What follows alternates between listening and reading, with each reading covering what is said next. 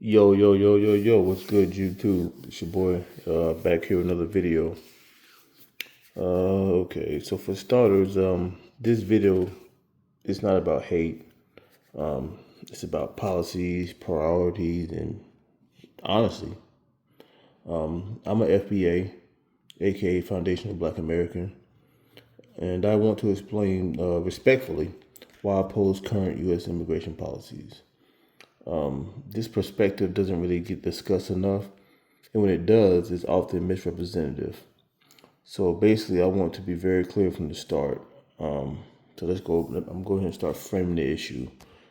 This is not about attacking immigrants as individuals.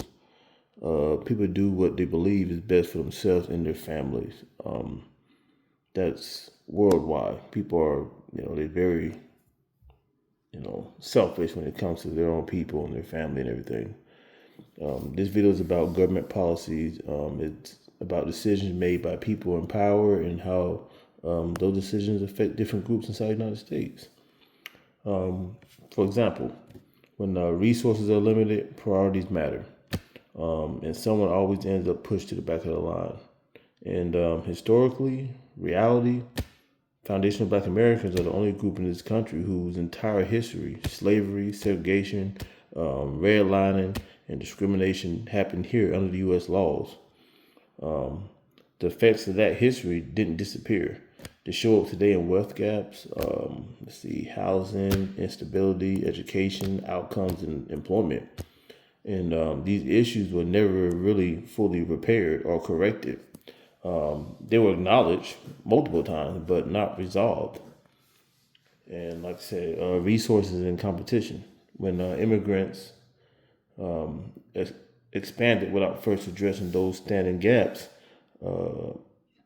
competition increases for jobs, housing, and public service.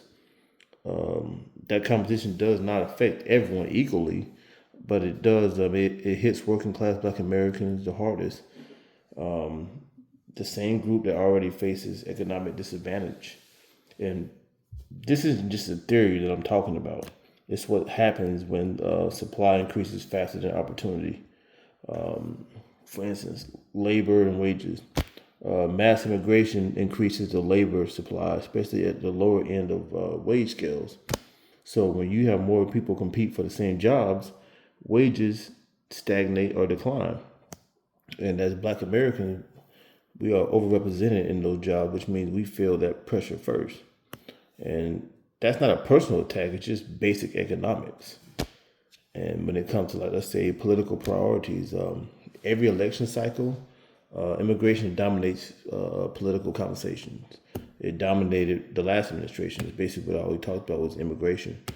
But issues that directly affect FBAs, reparations, targeted economic investment, housing stability, environmental justice, all that get pushed to the side, rather.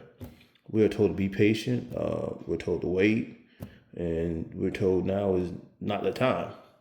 But when it comes to these other groups, they get stuff done right away. When Biden invited all these illegal immigrants in, they had 5-star hotels waiting on them, jobs, and all this stuff. So, my point is, every country in the world has borders. Every country decides who enters, how many, and what conditions. One limits in enforcement or reform does not mean you hate anybody. Most of us don't hate immigrants. You probably have some that do, but at least for myself and people that I know don't hate immigrants as people. I'm against policy that consistently asks for us foundational Black Americans to wait while others are prioritized. That's not hate. That's self-interest, and every group practices it. We're the only group that, basically one size fit all. But we always have to be in that group. We have to be, fight for everybody, or we have a difference of opinion, then everybody has these racist terms they throw at us. I've seen that on platforms like Facebook and YouTube. Just because I have a difference of agreement, let's say a Latino person calls me a slave and all this stuff, it don't bother me. I don't care about words, but it just goes to show you where these people stand. If you're not a liberal black person, if you don't agree with them, their true racism comes out. So this is why I tell FBA people to stay clear of this stuff. I'm not saying it's all of them, but majority of them don't really rock with us like that. You look at how they treat the blacks in their own homeland. They treat them like crap. Mexico, for example, they didn't put their black Mexicans on their census count until 2015, and they isolate these people. So a lot of these people, like you look at India, they have a caste system. So the darker you are, the more you get treated like shit. So here in America, as Foundation of Black Americans, we fought against that. We got too much work in to fight against that. These people come over here with that same mentality that we fought against. So we can't ally with people like that when they come over here trying to, be like white people, act white, and undermine us. That we can't ride with people like that. We need riders, people that's going to speak up, people that's going to protest, legally, people that's going to fight for laws, fight for change. We don't need someone who's going to come here and align themselves with, let's say, white supremacy, because all white people aren't bad. It's a white supremacy mentality. And we don't need people that's going to align themselves with that. And then once they get the boot and get in trouble, now they want to come running back at us. It don't work like that.